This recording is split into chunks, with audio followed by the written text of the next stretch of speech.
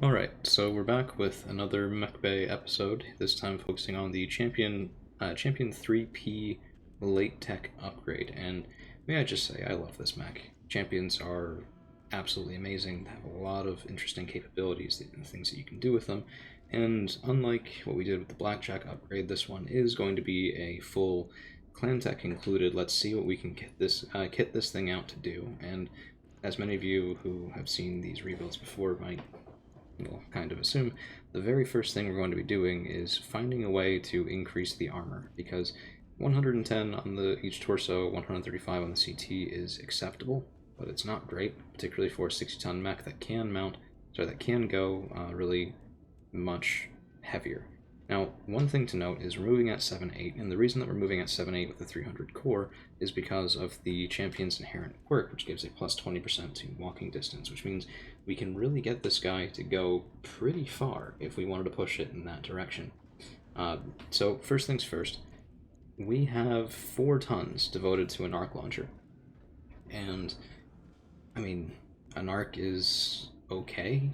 The beacon does give you improved accuracy, I believe only with missiles, though I might be incorrect on that. I think tag is general, but, you know.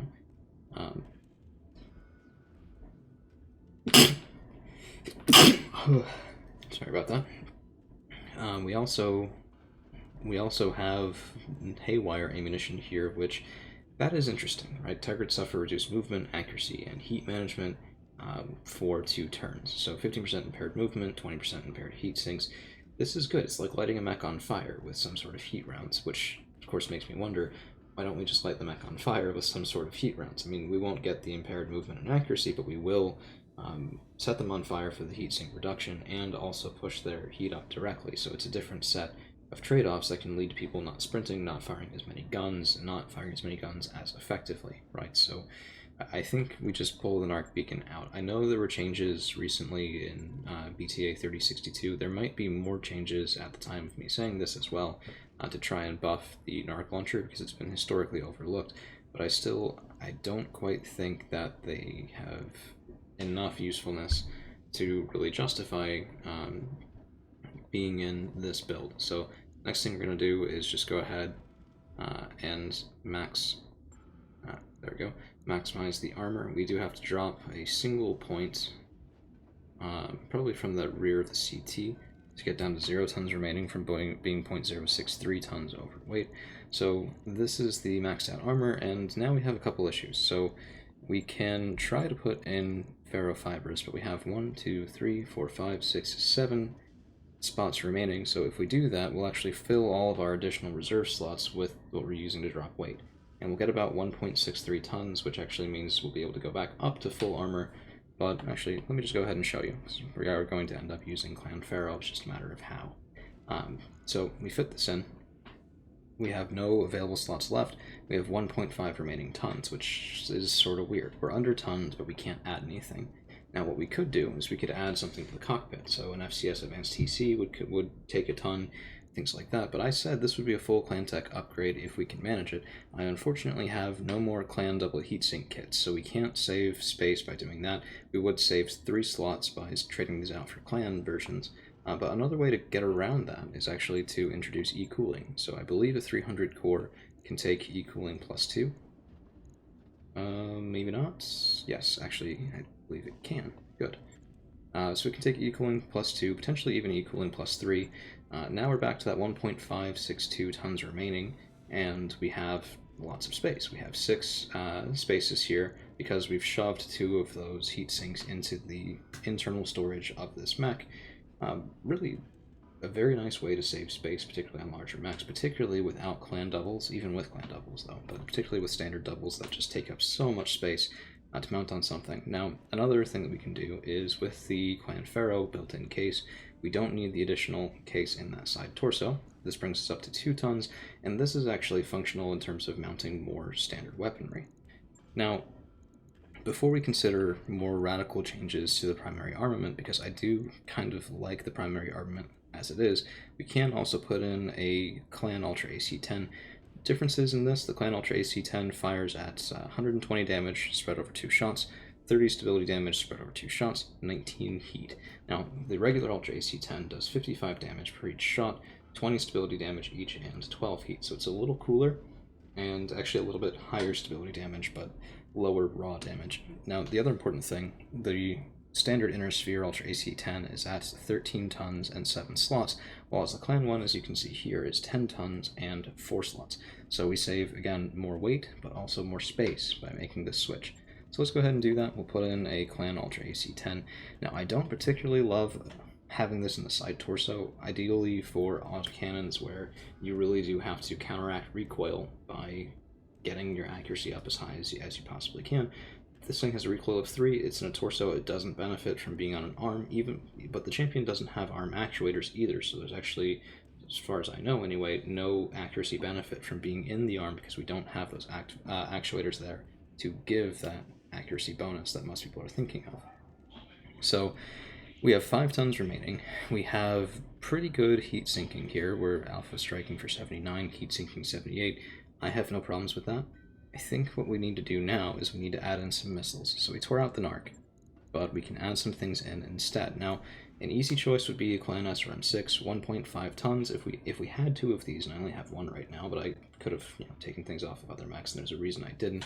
If we had 2, we could throw 2 of them in there, have SRM-12 at 3 tons, 108 damage. That's quite nice. We'd have to throw in a ton of ammo in there, and that's fine, that's fine, that's fine. But I think what we want to do with this guy is actually put in streaks. Now, I'm sure you guys are aware my opinion on streak SRMs, particularly as they compare to regular Clan SRMs, is that they're not as efficient of a way of dealing damage.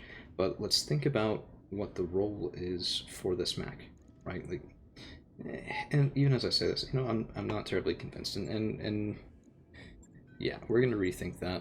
We're going to go take a look at what this would be right now if I put in a supercharger. So we were moving at pretty good clip here.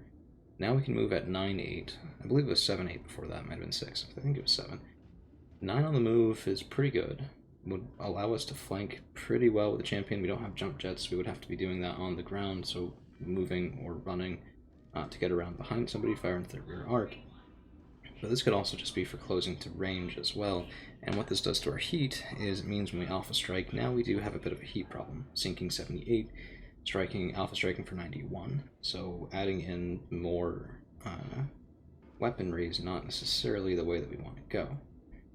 There is something else worth looking at, and the C3I here, 2.5 tons is very heavy.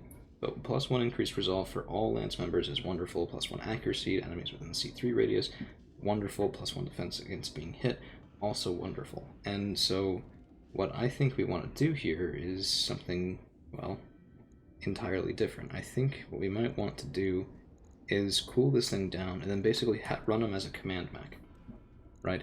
So if we go to our internals here, we have something called a command console.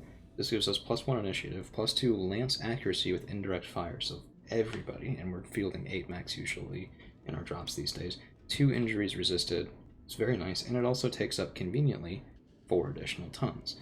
So we're going to put this command console in here. We're also going to give this mech a rangefinder, 100 additional sight, and now what we have is we have a very fast scout, right? We actually still have an additional ton remaining, and I think we're going to throw another double heat sink. Oh, let me take one of the ones that I pulled off because that will save us a little bit on costs. Put that back in here. Now what we have is a combat capable mid-ranged scout sort of command mech, right? So we have lots of ammunition for the Ultra AC-10, actually probably a little bit too much. I mean, each one of these is 5 volleys, so 15 volleys is a lot of ammunition, but we'll leave it on there for right now. I could also switch these out to Clan ER mediums, but I think I'm going to keep them Inner Sphere for the additional +1 accuracy and +20% crit chance, which the Clan ones actually do lose. They keep 20% crit, they lose the +1 accuracy, and they run a little hotter. I'm not sure we want to run any hotter than we currently are, but I think this is really excellent. This will buff our entire lance in a multitude of ways, right? Because we have the command console in here, and that gives the buffs that I just described. But we also have the C3I basically doing even more, right? And the important thing here is that to get accuracy against enemies with the C3I, they have to be within the C3I's radius, which is about 120 meters. This is actually the same radius that gives us defense. So this guy doesn't want to be in the back line, sort of firing artillery. This champion needs to be moving up with us. So that's it, I think, for this rebuild for today. Hopefully we'll see this guy on the field. Might not be getting the most kills, but we'll certainly be making the rest of our lance that much more capable. So thank you guys for hanging around, and we'll see you again real soon.